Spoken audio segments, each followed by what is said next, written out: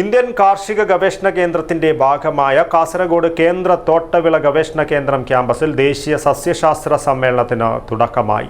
Cell to whole plant physiology, bridging science and sustainability എന്ന പ്രധാന വിഷയത്തിൽ ഊന്നൽ നൽകിയുള്ള സമ്മേളനം ശാസ്ത്രീയ മുന്നേറ്റങ്ങളും സുസ്ഥിര കൃഷിരീതികളും തമ്മിലുള്ള ബന്ധം ശക്തമാക്കുന്നതിൽ നിർണായക പങ്ക് വഹിക്കും.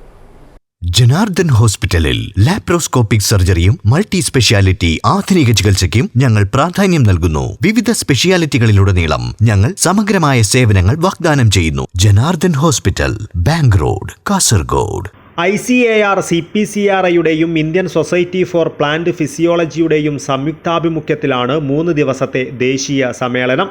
കേരള കാർഷിക സർവകലാശാല വൈസ് ചാൻസലറും ISPP പ്രസിഡന്റുമായ ഡോക്ടർ R. ചന്ദ്രബാബു സമ്മേളനം ഉദ്ഘാടനം ചെയ്തു. Agriculture can be net negative in the greenhouse gas emissions, particularly through sequestering by terrestrial and soils. So I believe that agriculture is the only sector which can be net negative in greenhouse gas emissions.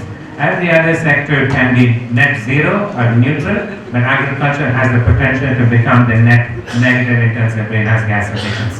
Now I would like to introduce you to a concept which takes a holistic approach to all of these global challenges, known as sustainable intensification. The whole goal of sustainable intensification is to provide access to safe, nutritious and healthy food at all times to all people from existing farmland and without damaging our natural resources and ecosystem health. I would like to change that definition a little bit, because without damaging the environment or natural resources is not good enough. അമേരിക്കയിലെ Kansas state സർവകലാശാലയിലെ professor doctor PV Varaprasad മുഖ്യാതിഥിയായിരുന്നു.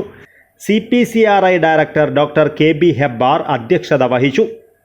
Doctor Murali Gopal, SR Ramesh, doctor Brajesh Singh, doctor Jagadish Rana, doctor Nataraj Karba, doctor Jayakumar, doctor Mamata Madhusudanan, doctor Kaushik Chakravarthy തുടങ്ങിയവർ സംസാരിച്ചു. News bureau, Kasaragod.